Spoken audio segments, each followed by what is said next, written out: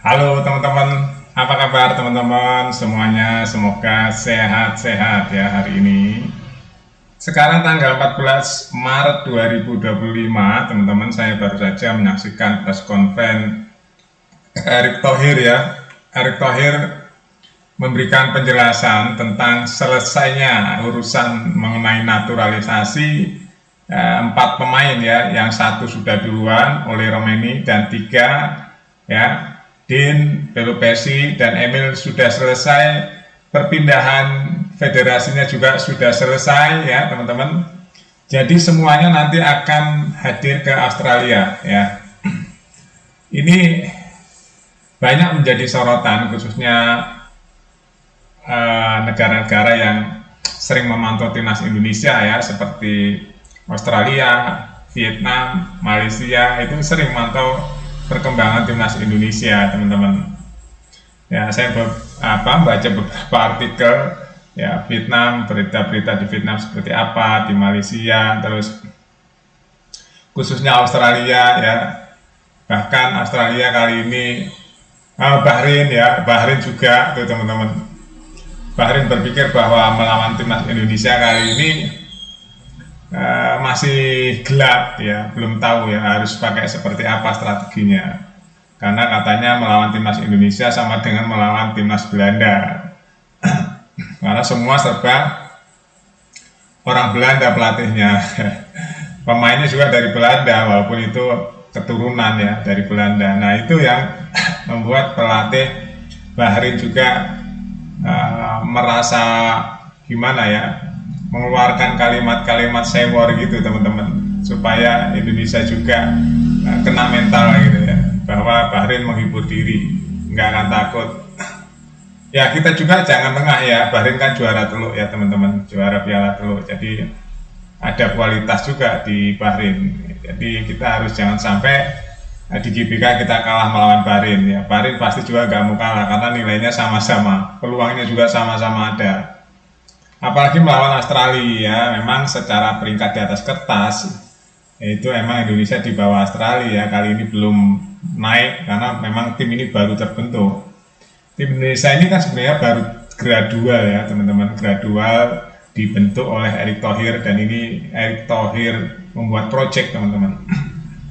Projectnya Erick Thohir ini ya, membuat timnas seperti sekarang ini nggak semua orang bisa ya, nggak semua orang ketum PSSI bisa. Ya hanya Erick Thohir. Kenapa? Karena semuanya itu harus terpenuhi, kemampuan manajerial, kemampuan pengalaman, kemampuan finance atau keuangan ya. Itu nggak semua orang bisa seperti Erick Thohir, dan Erick Thohir bisa melakukan project timnas hari ini ya karena banyak sekali kemampuannya Erick Thohir teman-teman ya, kemampuan komunikasi, linknya di mana-mana ya. Ini bukan pekerjaan mudah.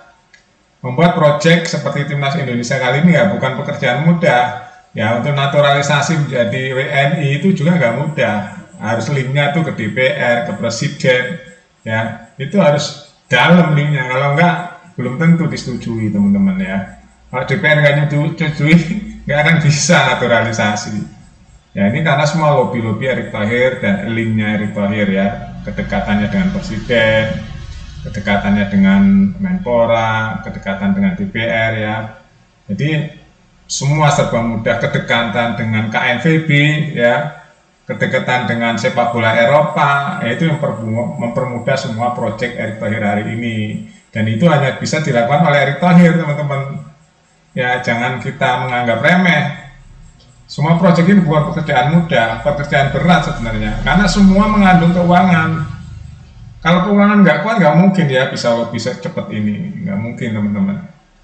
Ya kemana-mana butuh biayanya tinggi lagi ya. Sumpah aja sekarang di luar negeri karena deadline-nya ya saking mepet waktunya, supaya nggak meleset. Bayangin aja, tinggal sehari lagi harus menyelesaikan perpindahan federasi. Untung selesai nih ya kemarin.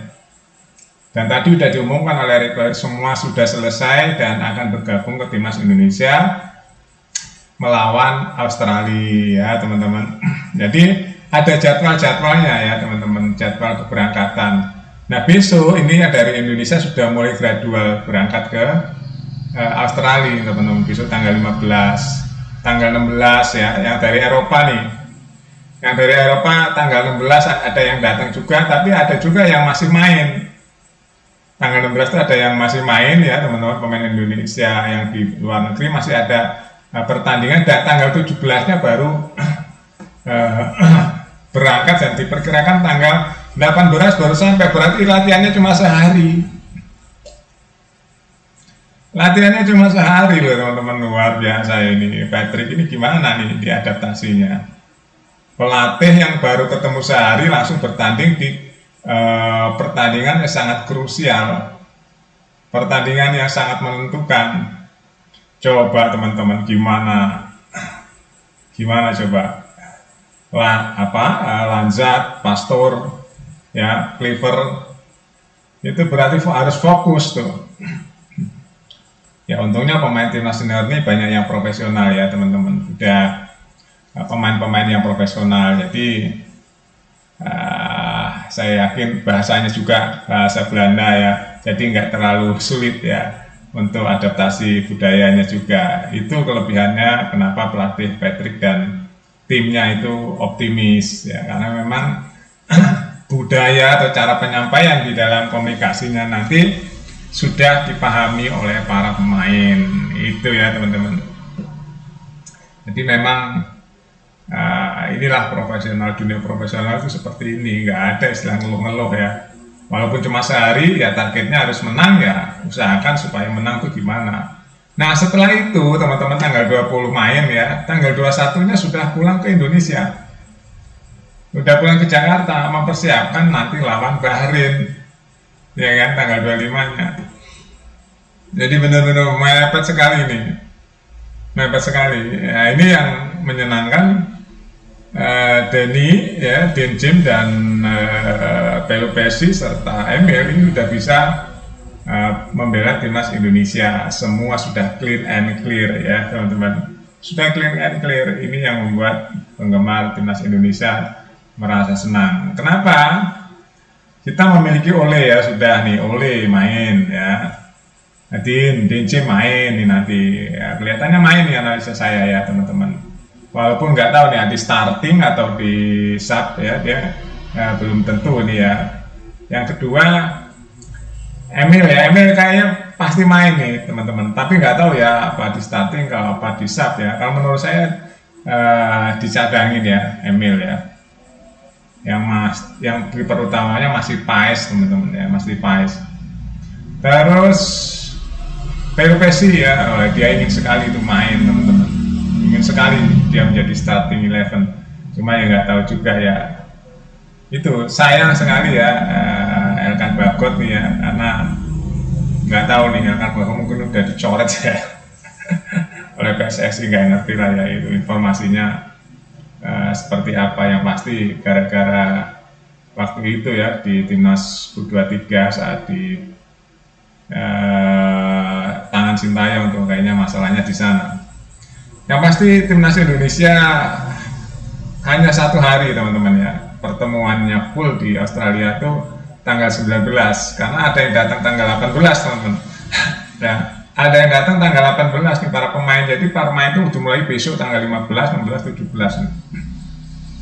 Datangnya nggak bareng, gradual gitu. Nah kumpul semua tanggal 18, 19 latihan, 20 main tuh, bayang nggak? Ya, yang pasti kita harus berdoa teman-teman supaya Indonesia bisa mengalahkan Australia.